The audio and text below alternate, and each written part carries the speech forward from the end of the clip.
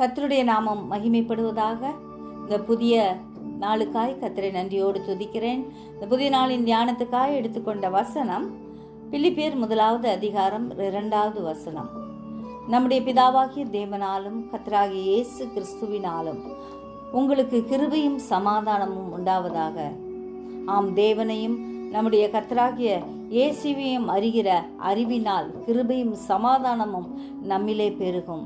எனவே தேவ கிருபையை நித்தம் தேடுவோம். நம்மையும் அவருடைய கிருபையினால் முடிசூட்டுகிற தேவன்.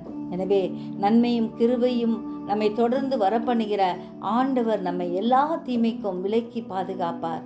மோசேக்கு ஆண்டவருடைய கண்களில் கிருபை கிடைத்தது போல நமக்கும் தமது கிருபையை அளவில்லாமல் ஊற்றுவார். தாவீது கருளின நிச்சயமான கிருபையை நமக்கு கட்டளையிடுகிற தேவன் நம்மோடு கூட இருக்கிறார்.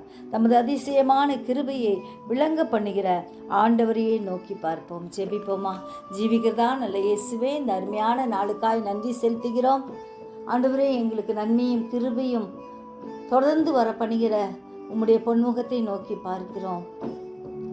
ஆண்டவரே, எப்பொழுதும் எங்களை பாதுகாக்கிற தேவனா இருக்கிறபடியால் நன்றியோடு ஸ்தோத்திரிக்கிறோம். உம்முடைய பாதையில் நடக்க அதிகமான கிருபையை கட்டளையிடுங்க. எங்கள் அனைவரையும் ஆசீர்வதிங்க, பாதுகாத்துக்குங்க, இரத்த கோட்டிக்குள் மறைத்து கொள்ளுங்க. எந்த சூழ்நிலையிலும் தீமை எங்களை துக்கப்படுத்தாதபடி ஆண்டவர் பாதுகாப்பீராக.